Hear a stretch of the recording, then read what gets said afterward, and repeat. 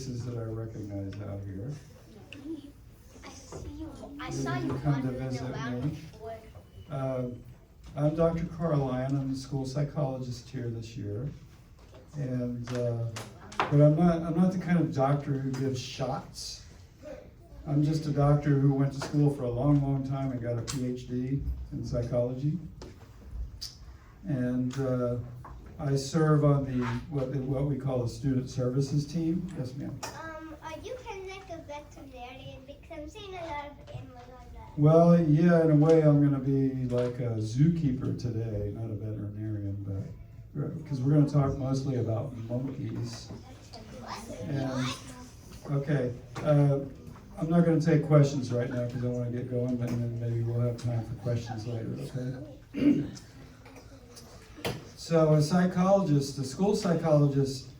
Part of our job is to get together with students to give them a chance to do some activities and show what they know and what they can do, because then I can share that information with teachers and parents with the main goal of helping you guys be as successful as you possibly can be in school. When we're not doing that, sometimes we're working with students who might be having problems at home or at school, or they're feeling some feelings that they don't like so much, that, you know, sad, angry, that kind of stuff, to try to help them to cope with that, and again, be as successful as they can.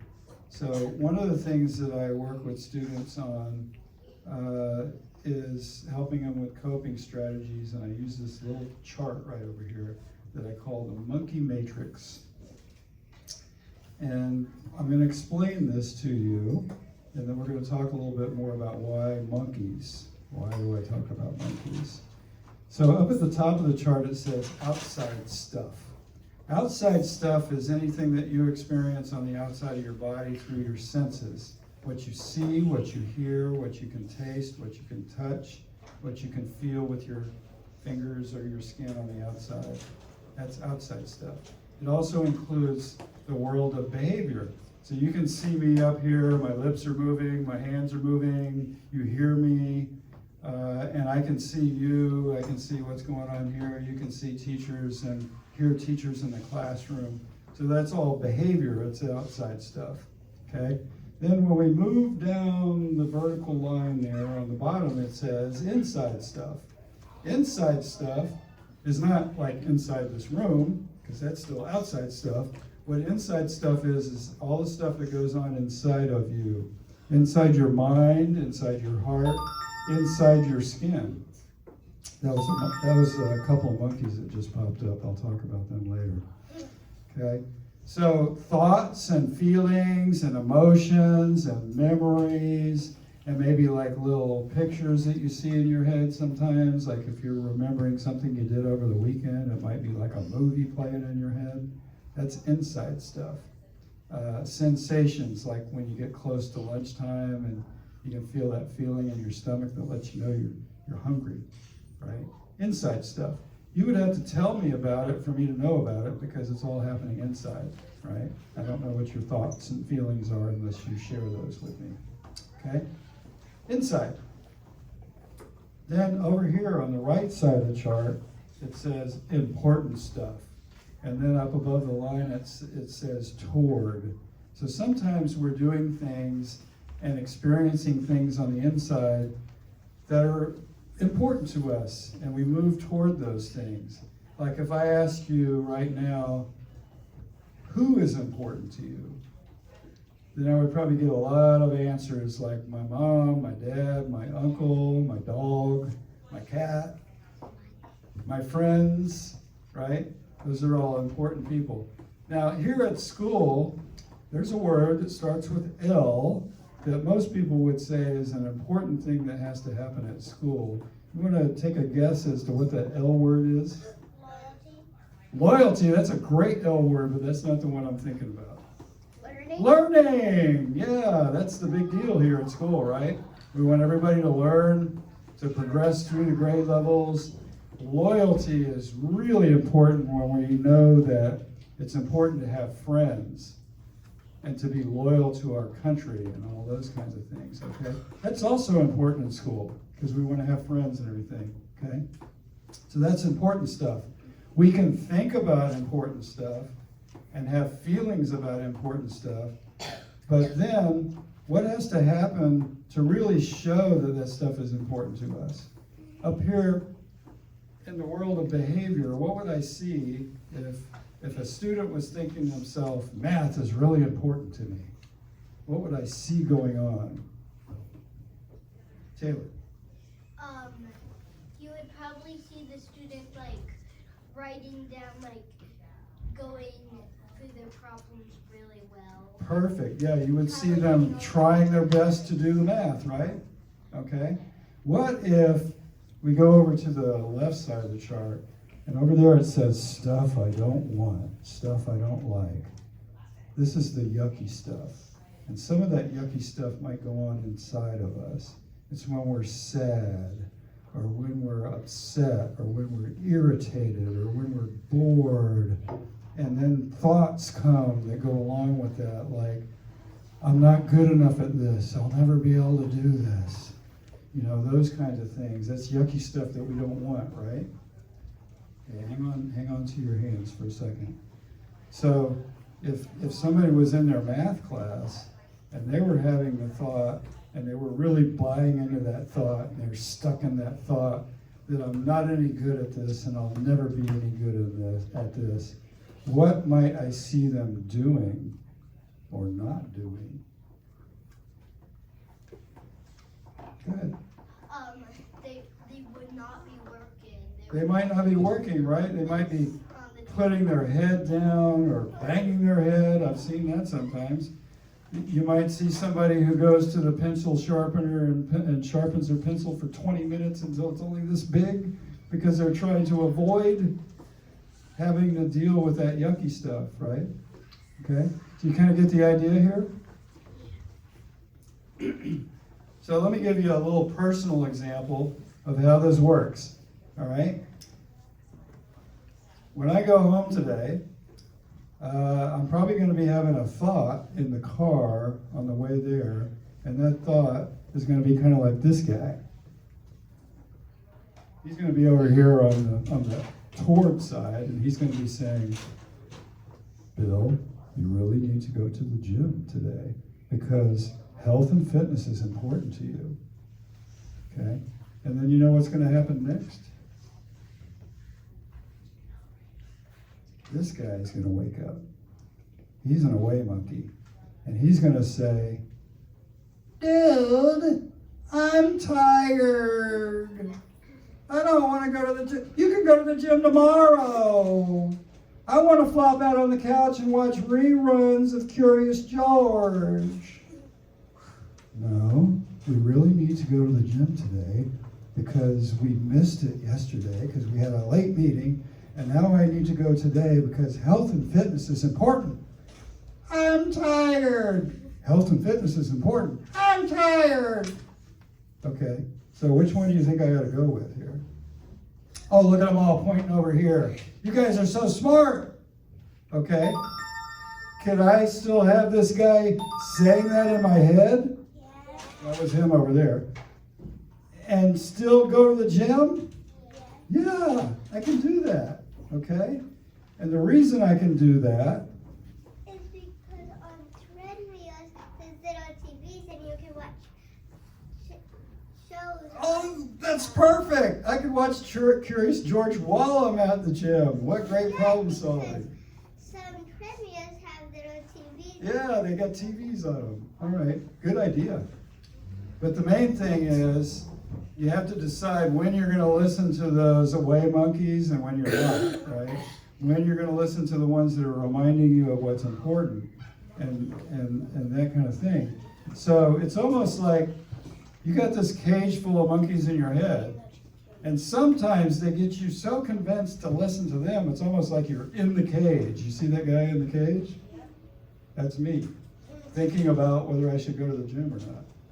But this is not a good place for me to be to think about that. You know, that's a silly example. But sometimes those monkeys are really, they're mean and they're dangerous and they're telling us terrible stuff that's not good for us, right? And then it might be kind of like this. Ah, no,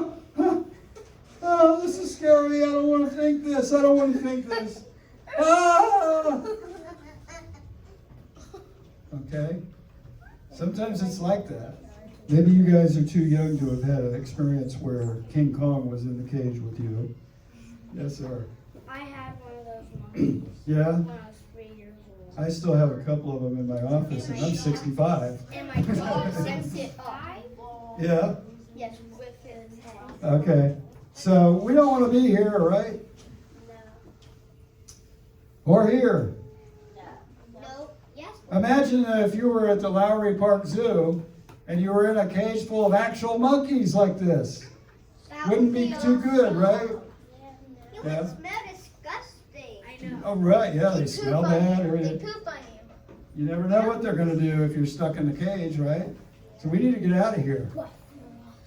Wouldn't it be better to be over here on the bench just eating popcorn and sipping on a nice cold drink? Yeah. Yeah. Wait, that's your. Did you take a picture of that? Yeah, So you have all that stuff? I have all this stuff. I like to play. So you're kind of as a kid. I'm kind of like a kid, exactly. Wait, so do you use that cage to trap rats? Not usually. I use it to help kids. So let's go on and see what else I got. So, if you want to get out of a cage, what do you need? A key. A key, right? And the key here is to really pay attention to what's going on in your little monkey cage. And when something unpleasant or negative pops up, the first thing you have to do is say, it's there. I see it. I feel it. I hear it. And it's okay that it's there, because I can't always make that stuff go away when I want to. We don't always have control over what's going on in our little monkey cage in our minds. And that's okay. Okay? It's not dangerous, and it can't really hurt us. And the way we keep it from hurting us is that we use our key of being willing to watch it, willing to experience it, and then we're outside the cage. Okay? So notice on my chart, right there in the middle it says, me noticing. And that's why it says that. You're noticing what's going on inside your little monkey cage. You're noticing, is it thoughts and feelings that are moving me toward my important stuff, like being loyal to my friends, or doing what's going to help me to learn in the classroom, and listening to the blue monkey over here that's saying things like, I need to keep trying. I know this is hard, but I accept the challenge. I'm going to keep trying no matter what. Okay? Noticing this guy over here that's saying, oh, I might make a mistake. That's bad and dangerous. You know, you can usually tell the away monkeys because they tend to be whiners. They're always whining about stuff. Because I know why, because it's either like this. Yeah. You see that? He even looks like he's worried, right? And look at the blue one. The blue one's like... And the other one looks like he's wide awake and ready to learn. That's why I use him. Okay.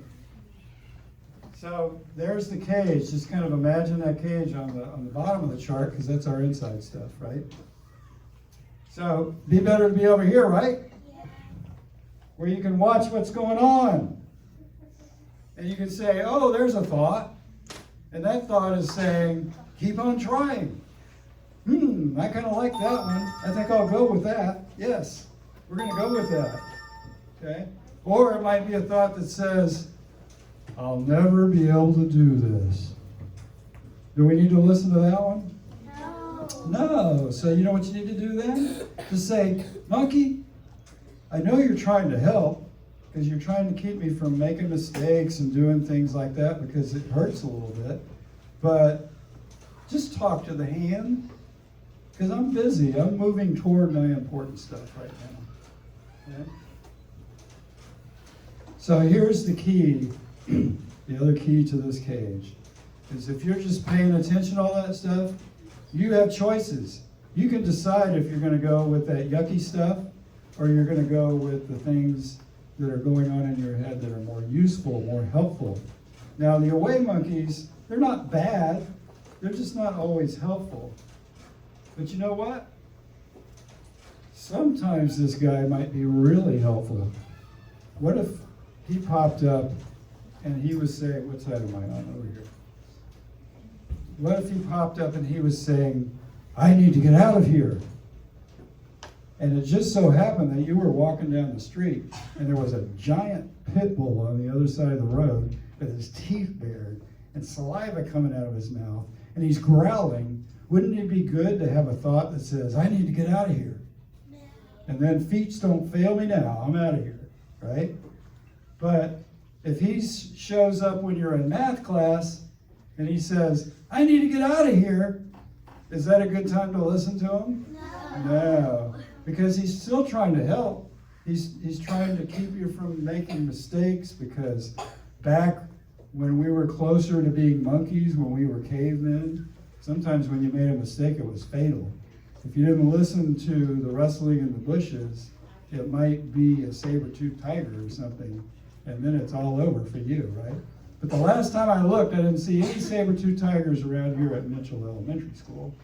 So we don't have to be afraid to make mistakes here. And we have to make mistakes to learn. Because if you already know something, you're not learning it anymore, right? You already know it. Okay. You guys have had your hands up for a long time, so go ahead. One of my friends, he had a real monkey, and he didn't know it was a lady, so the lady made more monkeys. See, that's what happens. You get a monkey, you get more and more monkeys. Now we gave it away. Okay, one more, and then I gotta go on because we don't have a lot of time. Humans are actually kind of half monkey, but just smarter and That's right. better. We're only that far from being the monkeys that we were a million years ago, right? And parts of our brain still operate like this guy, and they tell us that a mistake is bad and dangerous. But when we make mistakes at school, is it bad and dangerous? No, it just shows that we're moving towards learning something new. Mistakes are the best. Humans are kind of like dogs. Dogs. Okay. Now I need to do the other part of my presentation, which is to talk about one of my hobbies. And one of my hobbies is to write songs and perform songs on the guitar. And so I'm going to share a song that I wrote with you today. And guess what it's called? It's called Watching the Monkey. Okay, to remind you about stepping out of that cage and paying attention to what's going on there, deciding, being able to make a choice about whether it's just telling me to get away from something, or is it helping me move toward what's important to me? Just noticing, like it was in the middle of the chart. So I want you guys to help me out with the song, and if we have a little bit of time afterwards for comments and questions, we'll do it then, okay? If I'm going to do the monkey song, I need the monkey hat, because I am like a child.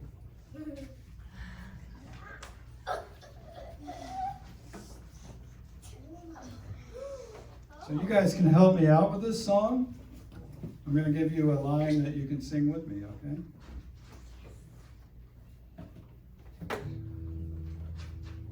This is my guitar. His name is Martin. Say hello to everybody, Martin. Hi. I'm Martin. Hi, It says Martin right up there. Okay, so this is called Watching the Monkey. And let's start off with your line, okay? It's real simple. I'm going to sing it once and then you can sing it with me. Watching the monkey. Want to try that? That's all it is to it. Watching the monkey. One more time. Watching the monkey. Here we go. Watching the monkey. Just watching the monkey. There's one. Watching the monkey. Silly, silly monkey.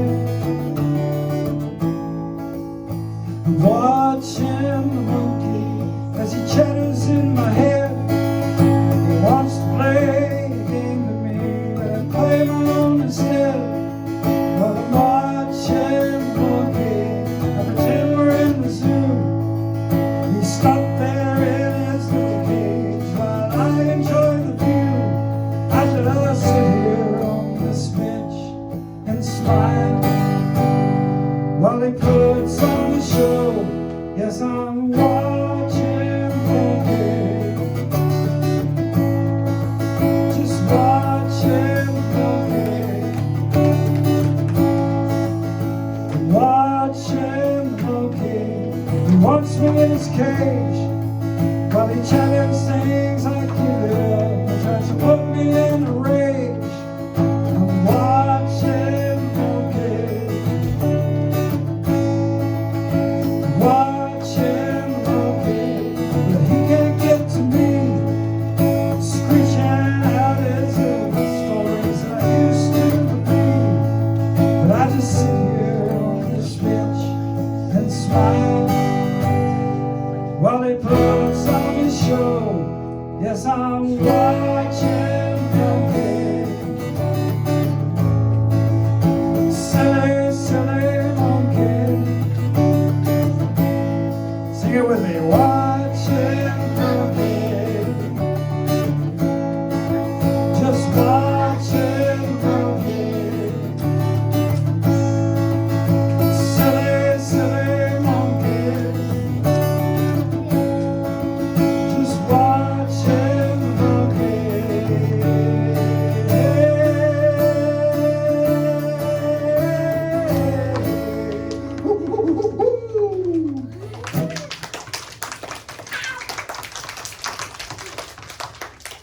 You can be a rock star. Well, you guys are rock stars too. Do better. Maybe like, I play flute. maybe like, My hands are a big. maybe like this kind of a monkey rock star. The more when he just started, I saw that. But here's the thing: is if you can just kind of watch what's going on inside, then maybe those monkeys start looking a little bit more like this. They're Like just a little, puppy dog. little baby monkeys, like a baby brother or sister or cousin. And you know what they do when they really want you to pay attention to them? They might whine and cry and all that. So here's this little baby away monkey. He's whining and crying. Don't do that. You can't do that. Nothing's going to work out. I'm sad. I'm mad. I'm irritated. I'm bored. But he's just like this little baby monkey who's just trying to get you to pay attention to him. But now you know that you can step out of the cage and you don't have to pay attention. You can pay attention to the ones on the other side that are saying, keep trying. Because I'm a big second grader now, and I don't have to listen to that little baby inside my head anymore, right? Okay, we have a couple of minutes. Guys, you had some hands up. Did you have any questions, or did you have comments that you wanted to make? Yes, sir. I also play the guitar. Very good. You want to come up and do a song? Yeah, okay. No, I'm only kidding. I got We don't have time for everybody's performance today. Yes, sir. I want a monkey.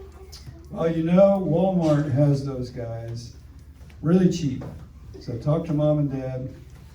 A real monkey? Get them to open up that wallet, pull out that credit card, and you can own one too. Yes, ma'am.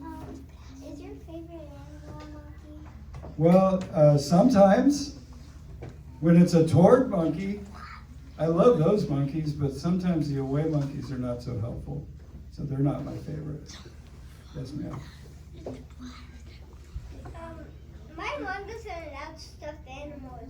No stuffed If animals. I bring it anywhere, I cannot bring it back into my house. Yeah, is that because people are like allergic to the stuff inside or whatever? Maybe. Okay. Well, you don't have to have a monkey. He can buy one, you don't need one. Yes, ma'am.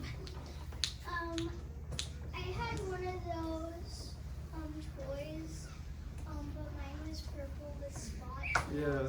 When I was like 3 years old. These actually originated a long time ago. They're called sock monkeys because people used to make them out of their old socks. So they just cut pieces out That's why it kind of looks like socks. You know, I could put him on my foot.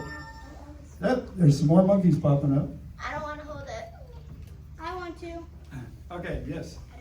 My uncle works at a zoo. Really?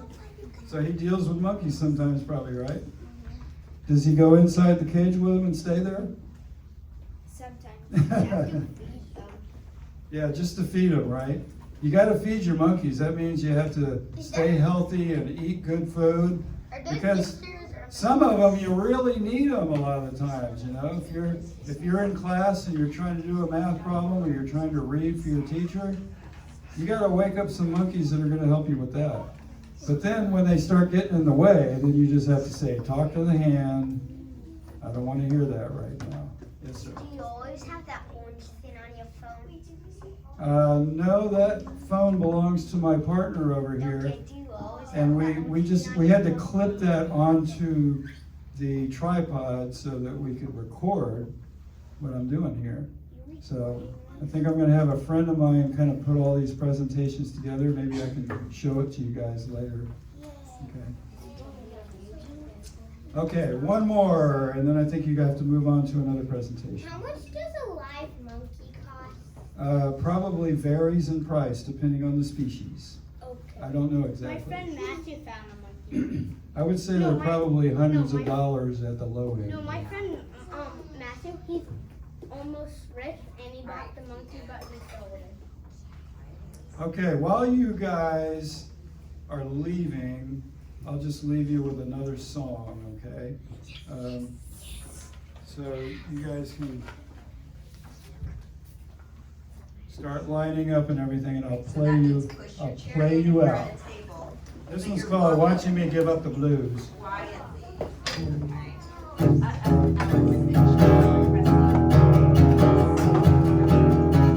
I used to think my life was just that little voice in my head.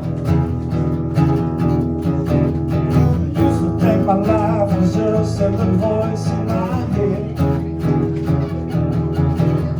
I found a way to let it be, and now I know what I am instead. I'm the zookeeper. No more pity parties, my mind is just a little lap dog. No more pity parties, my mind is just my little lap dog.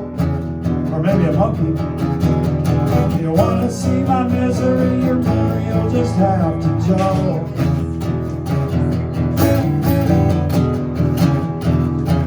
Cause I got that beat that will always be watching me give up the blues. I got that beat that will always be watching me give up the blues. Then I'm gonna find my complaining, cause I know I ain't got nothing to lose.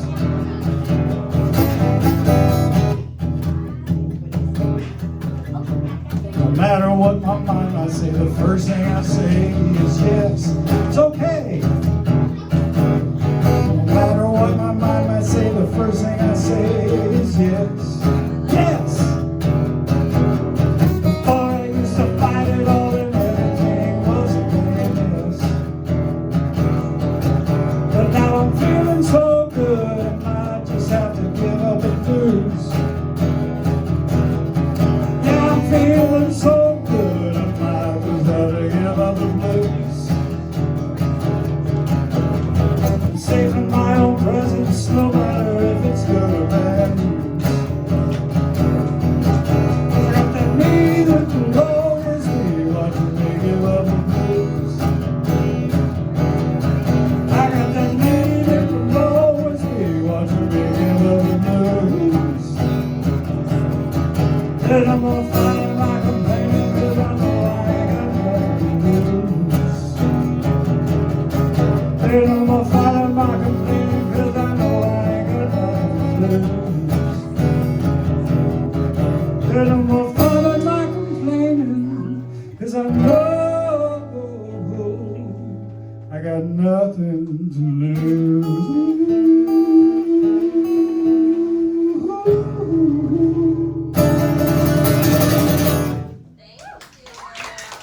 All right, guys.